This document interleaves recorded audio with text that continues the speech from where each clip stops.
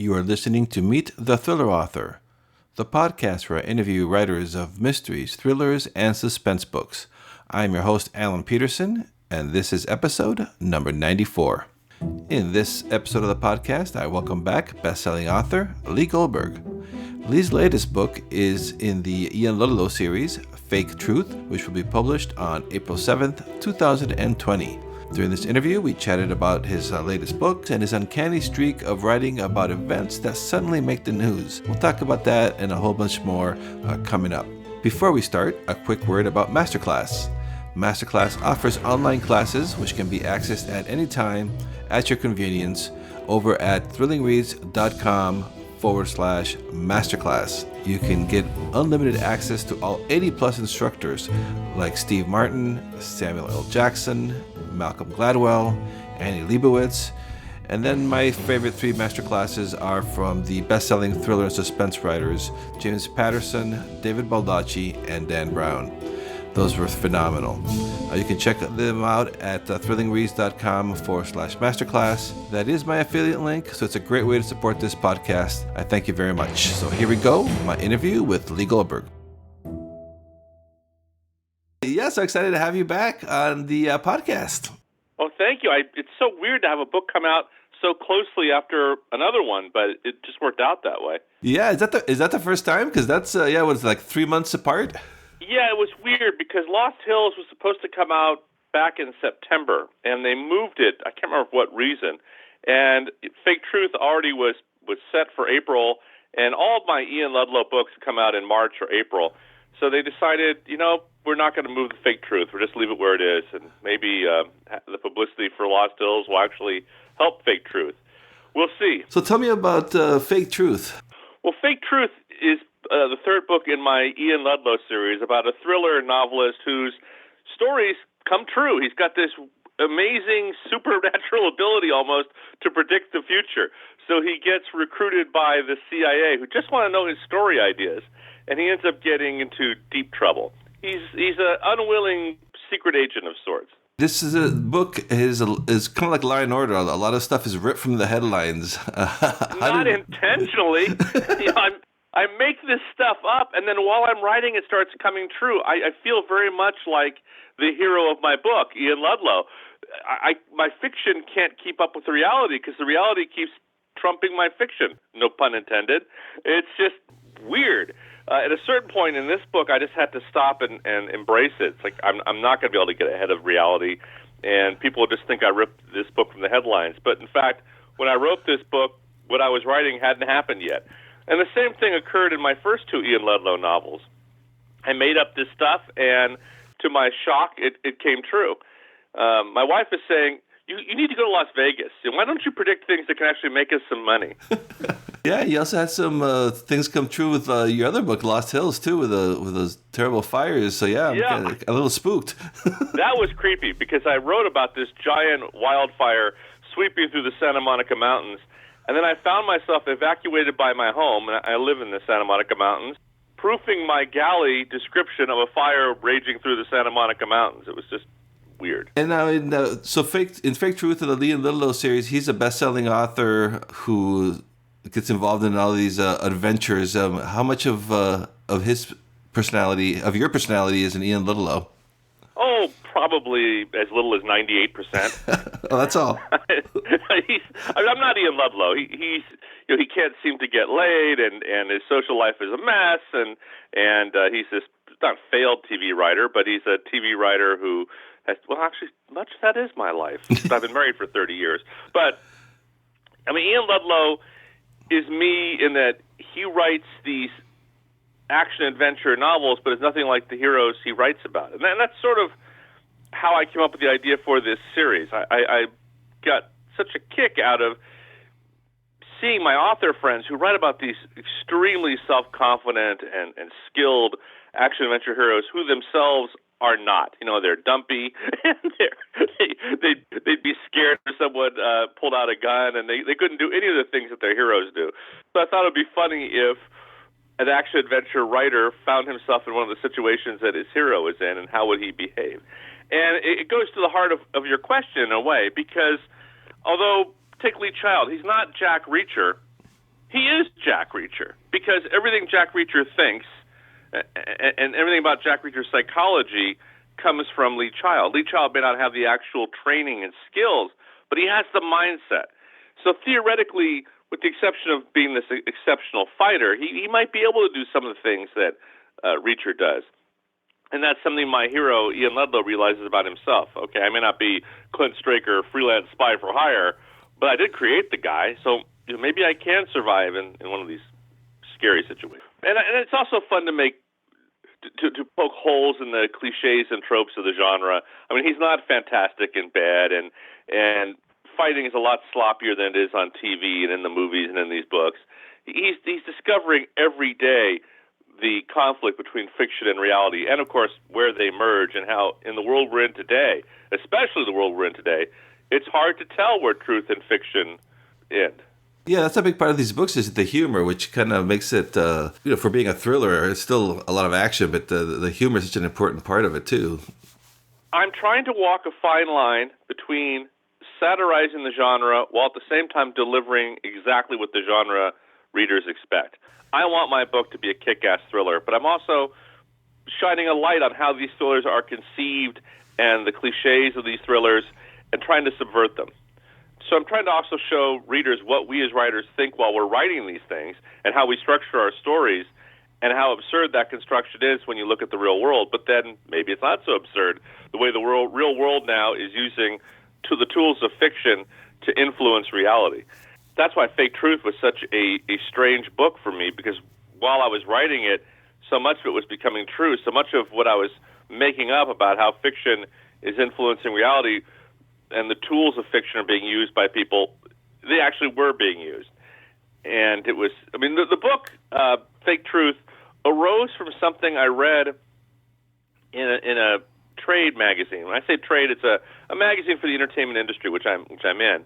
And it talked about this new editing software. There's special software that's used to edit TV shows and movies, and every time you shoot a movie, it's necessary to re-record dialogue for all kinds of different reasons. And actors hate coming in to re-record the dialogue because they have to match their dialogue to their images on screen. The slang term for this process is looping. Actors hate to loop. So a software company came up with a way, if they only had a few lines of dialogue from the actor, where they could recreate the lines in the computer. You didn't need the actor to come in, and it was indistinguishable from the actor doing the lines himself. But that software company has not released that update because they didn't think about the unintended consequences. You could put words in anybody's mouth, and no one would know what was real and what was fiction. And they haven't found a way to fix that. So, and also I came up with, at the time I thought was fictional, a way to sync the visual to match the fake dialogue. Oh. Well, now you have these things called deep fakes. They're doing it live on The Tonight Show. Turning... making people say things that they wouldn't ordinarily say. So it was reality caught up with my fiction. Yeah, that's crazy. Those deepfakes are crazy. I saw that on a YouTube video where they had a Bill Hader interview and he was morphing into Tom Cruise. And you couldn't tell who was who. It was really creepy.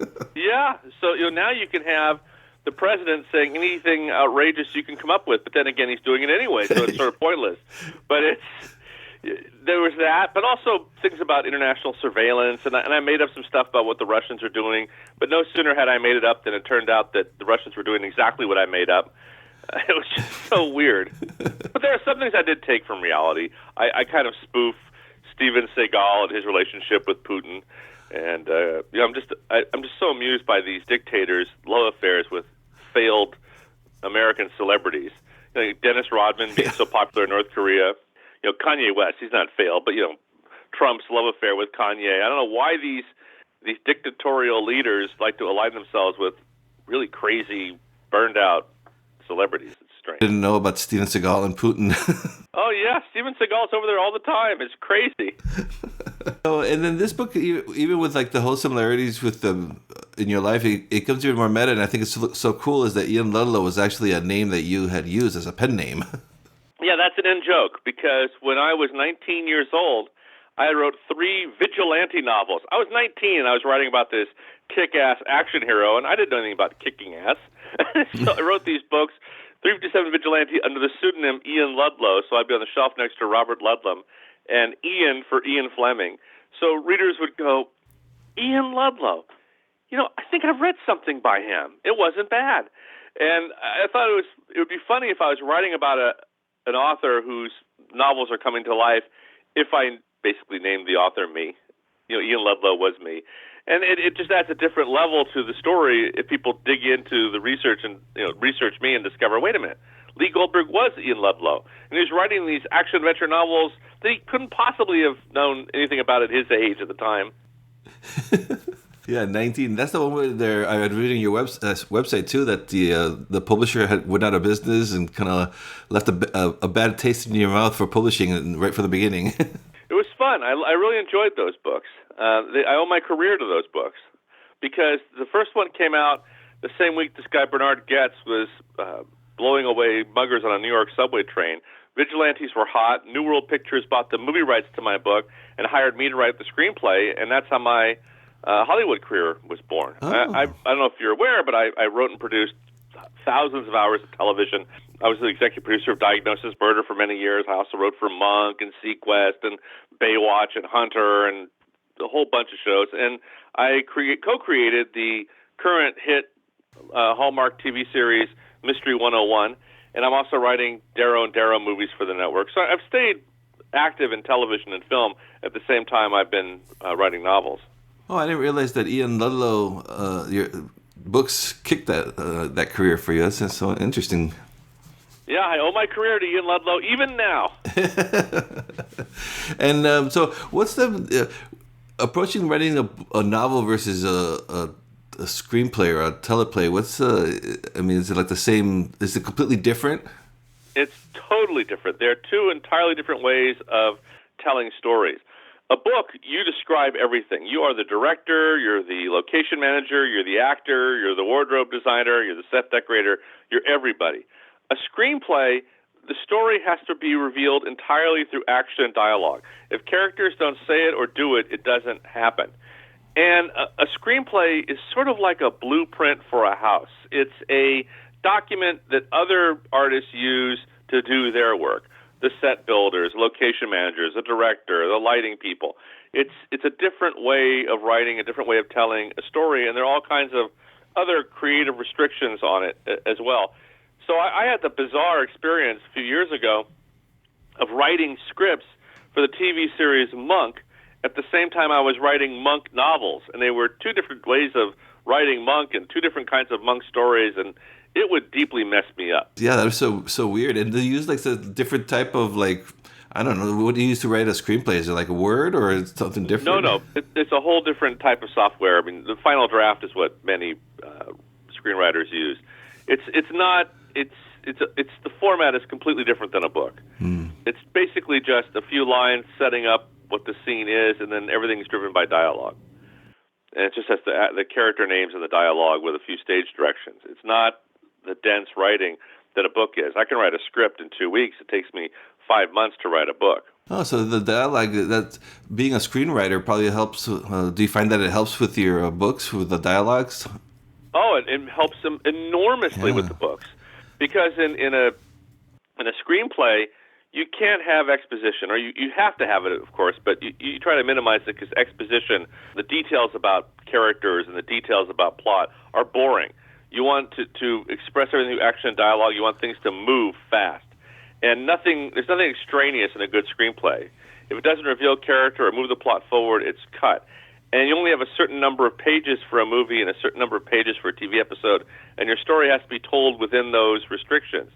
So using those skills from writing scripts in books has made my books move a lot faster and be a lot tighter in the storytelling. I use most of the screenwriting techniques that I picked up in my books to create that fast-moving, lean feel, and I think it helps set my books apart from other writers. Yeah, that's what when you mentioned that about the screenplay and the dialogue, that's the first thing that came to my mind, because your dialogue's so great in your books that I was like, oh, that's the connection. How much research do you put into these books before you actually sit down and start to write them? I do a lot of research. I go to all the locations. I should say all, but the majority of locations in the book. So, for instance, in Fake Truth, there's a large portion that takes place in Portugal, so I jumped on a plane and went to Portugal. I go to the places I write about because I pick up details that I wouldn't otherwise know about, that you can't get from Google Earth or reading a Rick Steves travel log. And it helps give my plot a sense of reality, but also some unique color that grounds it for the reader. And then if I'm reading about a particular type of technology or politics or whatever, I do a lot of research with I'll get reference books or textbooks, or I'll actually reach out to experts in the field and interview them. But research is a big part of my writing. And you were always a fan of the thriller genre? I mean, you started writing that when you were in your late teens, I guess, because your first book was out when you were 19. Yeah, I've always been a fan of thrillers. I love them. I love crime novels. I like the natural narrative engine that comes with a crime or with a thriller plot. There are real stakes. There's something moving the story forward besides love, or I don't know if I could ever write a straightforward novel because the conflicts and stakes wouldn't be high enough for me. I would get bogged down. I like the momentum that a crime story gives you. Yeah, you want to start blowing things up, right? Blowing things up, shooting people, and the stakes are life and death. I mean, maybe I could write a medical thriller, and on TV I've written all kinds of things. I've written about lifeguards on Baywatch. I've written about werewolves in She-Wolf of London. I've written about doctors and Diagnosis Murder. I've written about lawyers in Darrow and Darrow. I mean, I've written in so many different fields and so many different genres on TV that you can find a way to create conflict if you have to in places where you wouldn't think there'd be conflict, because conflict is what drives a story. And that's always where I start. What is the conflict? How can I put my characters in the most high-pressure situation as possible? That's where I'll get my laughs. That's where I'll get my drama. And do you outline these before you start to write them, or? I always outline. I know where I'm going. I don't like making it up as I go along. And I think I can usually tell 9 times out of 10 when I'm reading a book by someone who doesn't outline. You can read them trying to find the story, and then when they find it, you can see them go off in that direction. They don't go back and cut all the treading water stuff that they had. They're too lazy to do that. It's especially true with some big best-selling authors. They just make it up as they go and are too lazy to go back and fix it. And their editors seem to be too afraid to tell them to go back and fix it. And what's your writing process? I mean, do you usually when you're trying to working on a book, do you say I'm going to write X amount of words a day, or do you just kind of how organized do you get? No. Each book I have a deadline, and all I know is I'm going to make that deadline. And I don't put too much pressure on myself. I've learned that I'll get the book done. I've never missed a deadline. Even when I had 2 broken arms, I've never missed a deadline. And my writing but my writing ritual is more or less the same, though it gets adjusted by whether I have a script I have to write at the same time I'm writing a book, which happens frequently during the course of writing a book. But generally, I do my best writing between 8 p.m. and 2 in the morning. And then I go to bed at 2, and I wake up at 10 a.m., and I spend the day rewriting what I wrote the night before, and also doing whatever I have to do during the day business-wise, writing scripts, working on my publishing company, Brash Books, doing interviews, whatever, while I spend the day also rewriting what I wrote the night before. And then I start writing fresh at 8 p.m. And I just do that cycle until the book is done. Oh, wow. So you're like at burning the midnight oil when you were writing your books. Well, that's just it's in my DNA. I think it's baked in, because if I have a question about a word or something I can't figure out or whatever, I can text my brother Todd, who's a writer, at 1:30 in the morning, and he'll write me right back. He's on the same schedule. Or I can shoot a note to my sister, who's a lawyer, and she'll be up at the same time too, working on a brief. It's something about the way we were raised or in our DNA that we just are more creative between 8 p.m. and 2 in the morning. So, I mean, I still get a good, healthy 8 hours of sleep every night. It's just between 2 and 10 ordinarily. But there are some situations, like this morning we're talking earlier than usual for me. But that's also I travel to promote my books, and so I can't always keep on that schedule. But even if I can't keep exactly that schedule, I still do my best writing at night. That's not to say I don't write well during the day, because I work on my scripts during the day. Maybe it's just I'm better at writing books at night. Yeah, you mentioned your brother. He's also a crime fiction writer. Yes, Todd Goldberg. Well, so it runs in the family. We had the great experience a couple years ago being on the New York Times bestseller list the same week. I was number 1 and he was number 5. And that was a real thrill. But we're not the only brother duo out there. I mean, Lee Child's real name isn't Lee Child. His brother, Andrew Grant, is a writer. And, in fact, Andrew is taking over the Jack Reacher books. And he's going to call himself Andrew Child. So. I read about that. Yeah, Lee Child's retiring. Yeah. Oh, it'll be interesting to see how that goes. It seems that's the thing now. Tom Clancy, I mean, even after they're dead, they're still publishing books. Yeah, well, I may be more productive when I'm dead than I am alive. Who knows? So I will say this. I think Ace Atkins is writing better Spencer novels now than Robert B. Parker was the last few years of his life. Oh, I'll have to check those out. I haven't read the newer ones. They're terrific. But stay away from the new Spencer movie on Netflix. It's horrible. Oh, I haven't seen that one, no. Okay, so I'll have to check that one out. And so you still find time, obviously you still find time to read? You still enjoy the genre? Oh, yeah, I read all the time. Yeah. I love to read. That's how you stay up on your industry. So do you get a little worried at all about the how close to the real events to Fake Truth is about, or are you just curious to see how fans are going to react about it? Or I am concerned that people say, "Oh, Lee Goldberg's a hack who just rips stuff from the headlines." So I do have an afterword in the book where I say, this book was written over a year ago, and none of this had happened yet. I made it up. But particularly in the case of Fake Truth, I found myself rewriting my outline all the time because reality kept intruding. But I realized I would never finish the book if I kept that up, so I finally just had to accept it and push on. And my editor laughs about it. She'll send me articles and say, well, your book just came true again. Like, damn! And I would go back and rewrite, but now I don't do that. Not if I want to make my deadlines. Yeah, that's gonna be really frustrating. Like you think, you're writing this, and then all of a sudden it's in the news, and then you're like, oh man, I can see how that can mess with your head. Oh, I came up with, it was a killer thriller, this notion that children's toys and other stuff made in China had a hardwired backdoor that would allow the Chinese to spy on you, and then it came out that was exactly what was going on. Yeah. In fact, a bunch of cameras that were at U.S. naval bases and stuff that had a chip that was made in China had to be pulled because the Chinese were using it to spy on top secret sites in America. I made that stuff up, and it was happening. It's like, Jesus. and I had my character, Ian Ludlow, say that the reason the Chinese are buying up all these hotel chains was not to own the hotels or the property, but to get all the credit card data and be able to spy on all the people who are using the hotels. It was a surveillance operation, not so much a real estate operation. And sure enough, that turned out to be true, too. It's just... Yeah, at the end you just have to throw your hands in the air and just write the stories. It was just so frustrating. And it was even... I don't want to reveal a twist in Fake Truth. There's a twist I came up with in Fake Truth that I thought was so clever and so fun. And then it happened. I was like, damn! But I don't want to reveal the twist because it's still kind of a surprise in Fake Truth. But So what's next for the Ian Ludlow series? You have more books planned? I don't know. Actually, my contract is up, so I may be working at Arby's after this phone call. That'll be the next interview from your Arby's shift. There you go. I'll talk to you about the imaginative things I'm doing with beef. It's been such a busy year for you. We already touched on this. 2 books this year.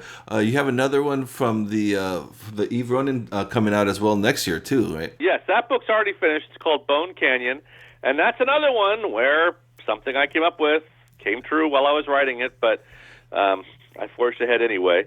That book is already finished. The cover, I think, may even be up on Amazon now. It's available for pre-order, and it picks up just a few weeks after the end of Lost Hills. But you don't have to have read Lost Hills to read Bone Canyon. The book stands alone. It's a police procedural. And hopefully I'll be starting work on the 3rd Eve Ronin book in just a few weeks. All right. That sounds fantastic. And so Fake Truth comes out April 7th, 2020. So the listeners, go out and pick it up. Pick up 5 or 6 for your whole family. Yeah, we don't want you to... for your dog. It's a great chew toy. Yeah, we don't want Lee to have to go work at Arby's. So, all right, Lee. Thank you so much for being on the podcast again. I really enjoyed talking to you. My pleasure.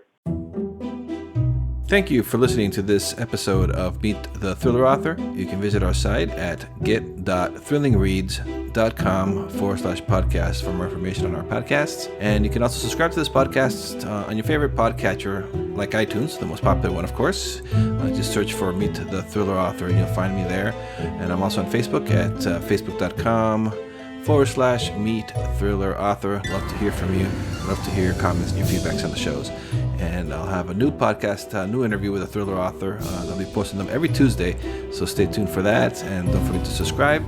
And please visit my author website at alanpeterson.com.